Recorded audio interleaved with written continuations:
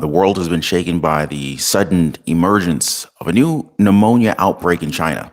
And it's kind of reminiscent of a very similar event that we've seen in the past. In fact, in the past 4 years.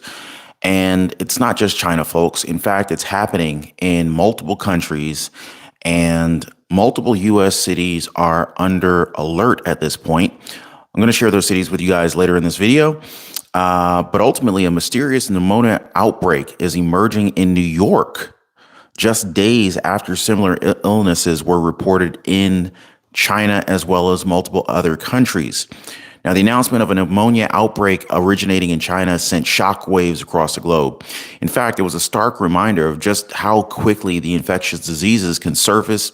And, even in an era of advanced medical knowledge and technology, it still happens. In fact, the initial reports are painting a very concerning picture of a health crisis that could very well be unfolding in a region with a very similar population and international connections as we had seen in the last 4 years. Now, wow, guys, we've already got 208 people in the live here. If you guys could do me a quick favor, drop a quick like for the video. If you appreciate the updates, I would really, really appreciate you guys' support. Just kind of helps push the video out to more people so that YouTube knows to share it. Also, if you're new to the channel, please consider subscribing. I really appreciate it. So yeah, guys, and if you can just let me know if you're able to see and hear me okay, I would really appreciate it since we are live. I see you guys' comments coming in. Hello, what's going on? Pirate Dark, Marilyn Mitchell, Wendy Trammell, Bud Gibson. Thank you guys. I appreciate it. So this breaking news literally has triggered memories of some of the past health crises. Specifically, you guys know exactly what I'm talking about. This breaking news triggered memories of past health emergencies, and it's emphasizing the unpredictable nature of infectious diseases. In fact, it served as a stark reminder that, despite our progress in the healthcare and the disease prevention, new threats can emerge pretty much at any point in time. And thank you guys for confirming that you are able to hear me. So President Biden previously, I would say in the last 12 months, has indicated that the pandemic is over. But now new reports are coming out and it's making us question, is the pandemic over or is the pandemic just now starting? Essentially, the World Health Organization, the WHO, they took swift action by launching an inquiry indicating the seriousness and the severity of this current situation, and also the need for global cooperation. Now, is this a pandemic? Is this part of their orchestrated sequence of events, or is this something that's just completely unexpected? Now, I've shared with you guys on previous videos what their plans are, Bill Gates' involvement, as well as numerous other unelected global figures, and many people are questioning whether or not this is a part of that plan being implemented as we speak. I cannot confirm or deny that, but that is a very common question that I'm getting from you guys. I'll definitely continue to dig into this to find out what is really going on here. Now, on the surface, in response to the crisis, the WHO's immediate action was nothing short of a global clarion call. In fact, their decision to initiate an inquiry is signaled to the world that this was not a minor health issue. In fact, it is a potential crisis that's demanding international attention and cooperation. In fact, the World Health Organization's involvement kind of underscores the importance of having, a way to communicate across countries fairly quickly. Now, communication versus ruling multiple countries from a central location is another story. Now, as the WHO delves into the intricacies of this particular outbreak, again, it's a reminder of the importance of communication across the board. Now, before it's too late, guys, make sure you have your emergency outbreak preparedness list. Make sure you have these items at home already, because we know what happened last time.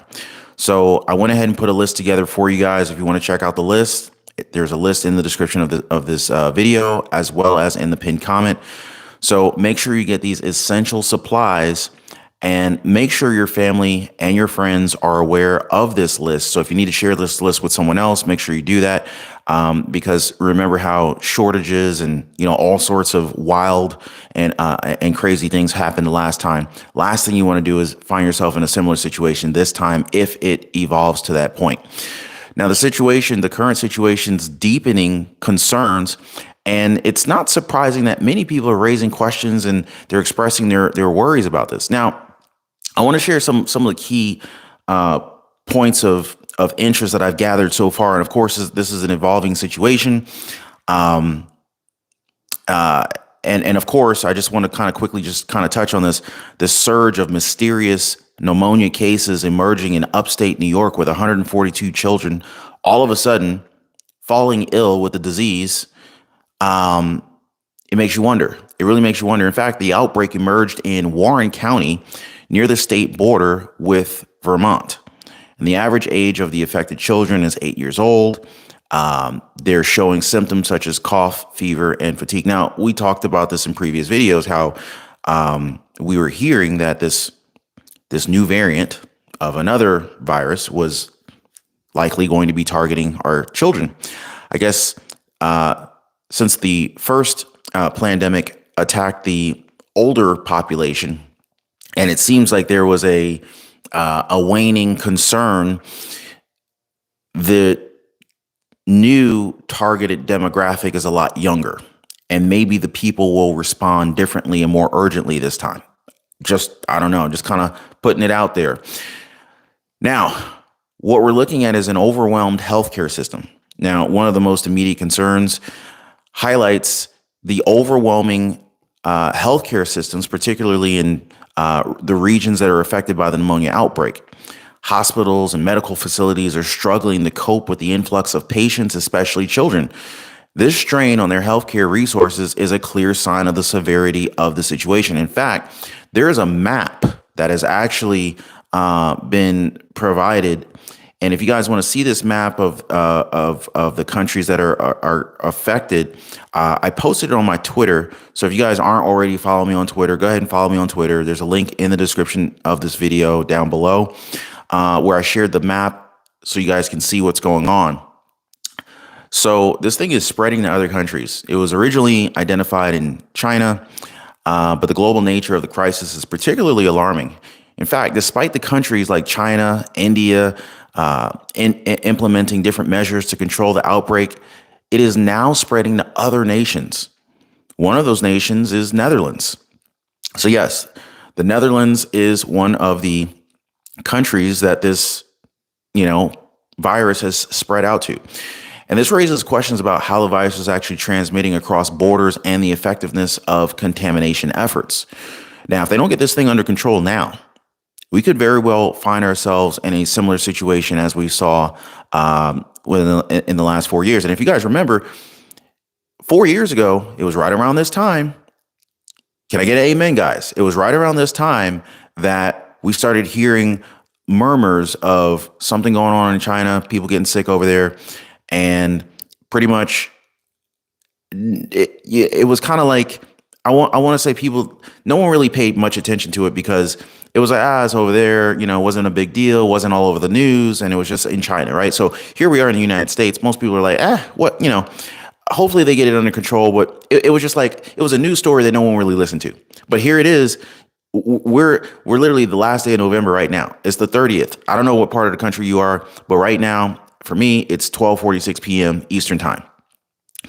And in 11 and a half hours, if my math is right, 11 hours and 15 minutes, it's going to be December 1st.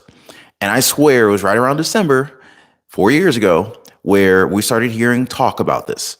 And, Trump had said his piece on it. Some people got on board. Some people pretty much ignored him.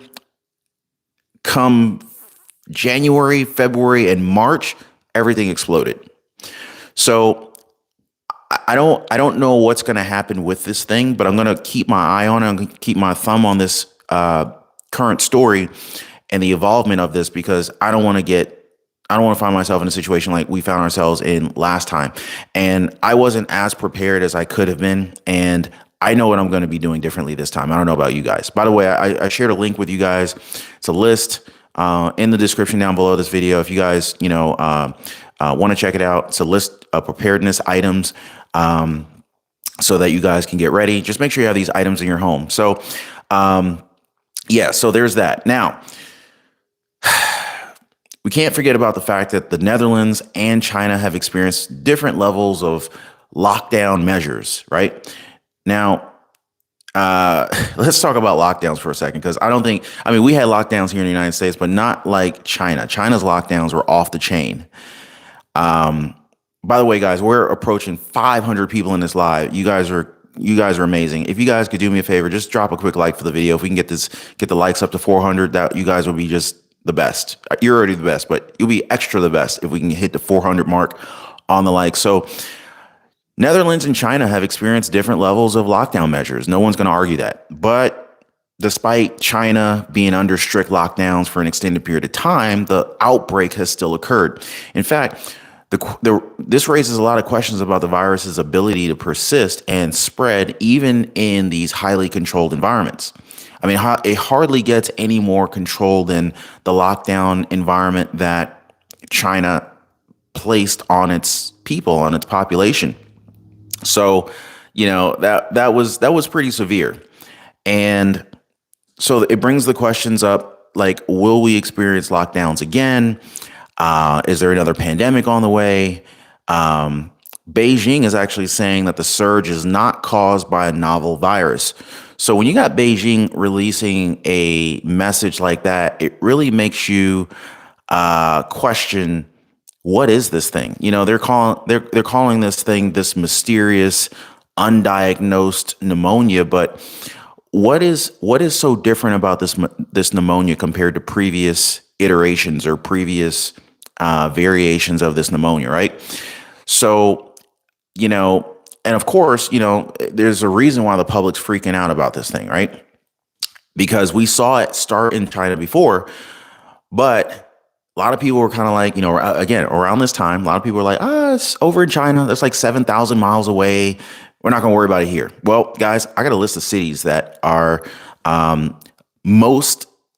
probably most likely to be impacted by this. Now, I'm going to share some of that list with you in this video, but it makes sense. It makes sense which U.S. cities are being warned, but I'm going to share that with you guys in this video here. But the dialogue really highlights the concerns and the speculations of the public regarding the outbreak's origins and its potential causes. Like, how bad is this thing? Like, can we just sleep this off, drink some extra orange juice, vitamin C, echinacea, take some of those airborne pills and just kind of overcome this thing? Or is this more than what we think it is? Now, just a show of hands in the comments, who gets an annual flu shot? If you get a flu shot, just type in the flu or just type in flu shot. If you don't get a flu shot, just say, heck no, I don't get a flu shot, or just let me know what your stance is on this, because some people swear by it. Other people are like, nah, I'm not down with that. I don't really want to do that, and I don't want my kids to get it, or vice versa. So let me know what you guys' thoughts on that is. I got a flu shot once in my life, and when I did, I got sick. No, I take that back. I think I got a flu shot twice, and each time I got the flu shot, I got sick, and I was like, why do I do this if it makes me sick? And that's just me. But the last time I got a flu shot, I was probably about 13 years old, and I haven't done it ever since. But that was just me. And I've been fine. In fact, that was my last shot, period. If I can remember correctly. Yeah, that was my last shot, period, when I was about 13 or 14 years old. But you guys let me know what your take is on that. Wow, we're nearly 500 people in here. It's crazy. If you guys are new to the channel, please drop a like for the video and consider subscribing to the channel. I'd love to have you guys as a part of our family. And if you're not a part of our Patreon family group over there, feel free to join over there. It's totally free. There's a link in the description as well, this video. So now some people are suggesting that, all sorts of theories here, such as, the spread being caused by different people coming into the country or linking it to radiation. But these speculations are just that. They're speculations, and it just pretty much reflects the uncertainty and the fear around this whole situation. But, you know, you can't ignore the fact that there's like a palpable sense of deja vu. Um, I mean, you guys let me know if you guys are feeling a little bit of deja vu here with, the parallels that we're seeing compared to a similar outbreak that occurred 4 years ago, right? This comparison, it really adds to the anxiety that a lot of people are fearing and feeling about the history of what we experienced before repeating itself.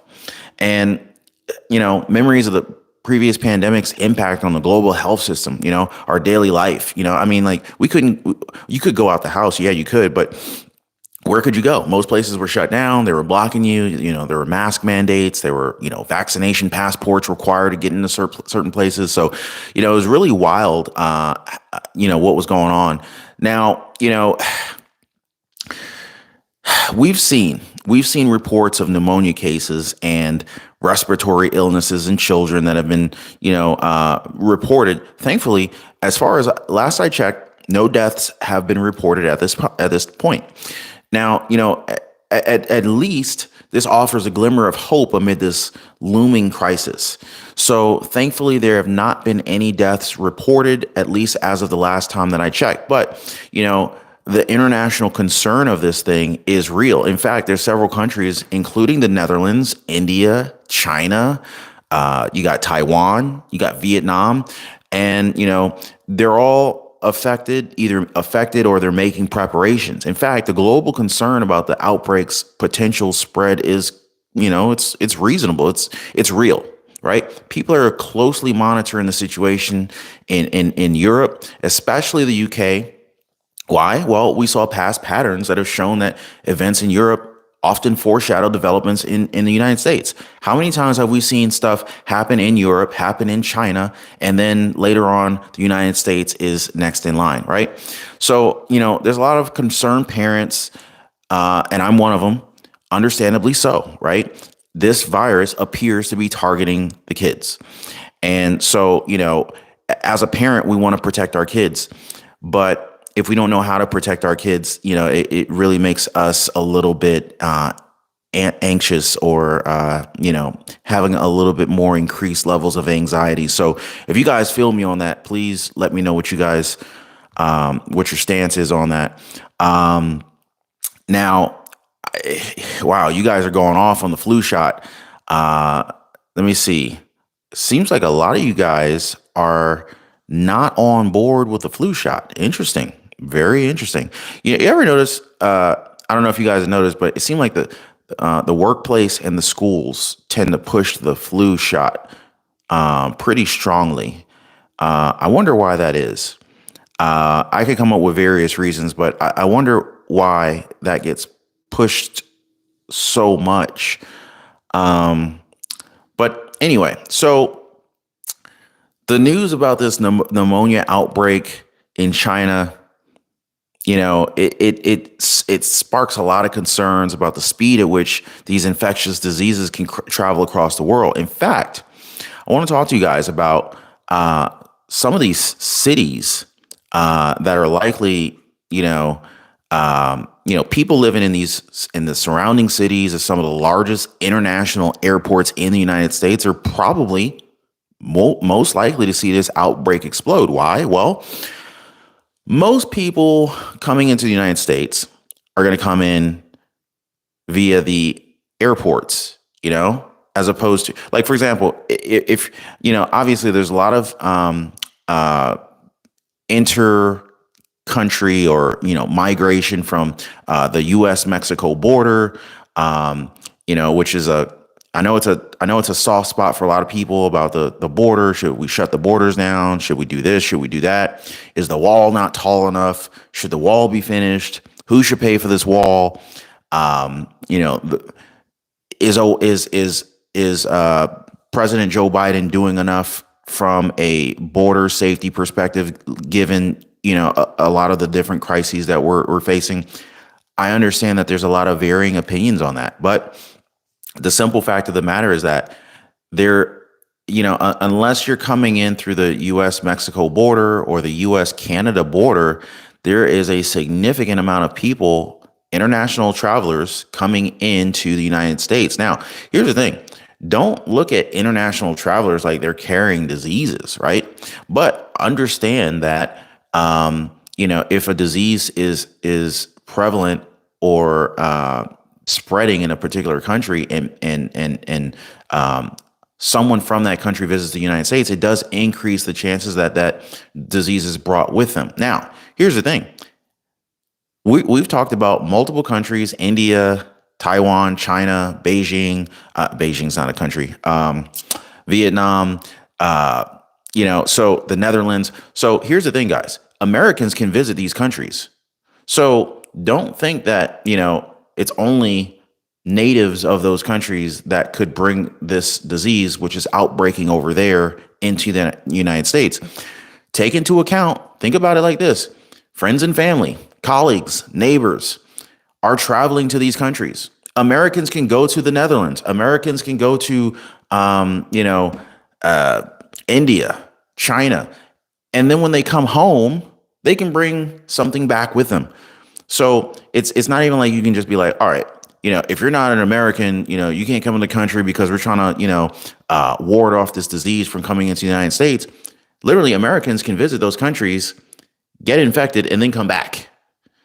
So, it's not as simple as looking at someone's passport and saying, "Oh, you're American, you're fine, you can come in." No, an American can visit there, get infected, and come back. Now, here's the thing: where are the biggest chances of, people bringing it back into the United States? Well, I think it's fairly obvious that, where are the biggest thoroughfares of international travelers? Well, if it ain't the U.S. Mexico border and the Canada Mexico border and the Canada U.S. border, well, then it'd have to be the international airports.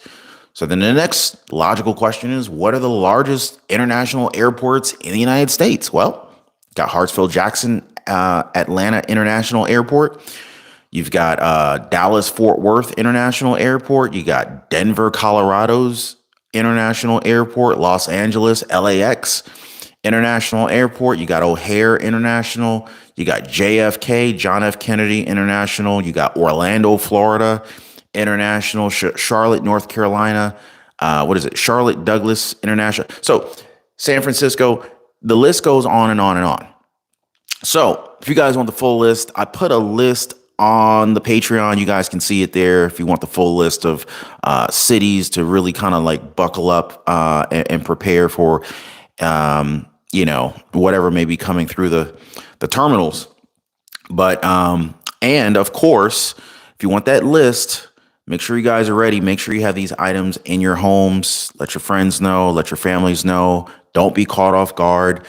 Get your complete list of emergency preparedness items and make sure they're in your house. I've left a link for this list as a pinned comment and in the description down below this video. So I don't want you guys getting caught off guard. In fact, there's a lot of items on this list I have not picked up yet. There's a lot of items I already have, but it's just common sense, guys. If we know it's a good chance of raining, I'd rather have a raincoat. I'd rather have an umbrella in the car, even if I don't need it. At least I have it, because at some point in time it's going to rain.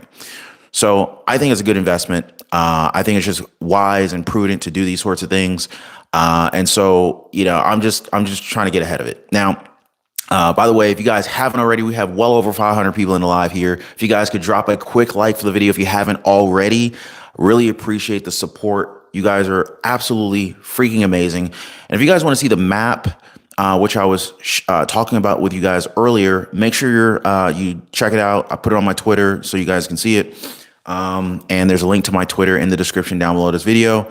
I hope you guys appreciate the updates. I'm gonna continue to stay on top of this thing because it is an evolving situation and updates are coming out more and more rapidly. So if you want to be in the know, make sure you're subscribed to the channel. Make sure your notifications are turned on. If you guys have questions for me, you can message me directly on Patreon. Patreon's free. You don't have to, you don't have to sign up or, pay anything. There are paid levels, but, you can just join for free. So anyway, appreciate you guys. We'll keep each other informed. We're going to make it through this. And you guys, whatever you do, don't panic. I'm just sharing information because I want you guys to be aware, but it's not a, it, I don't want you guys to be concerned or fearful. So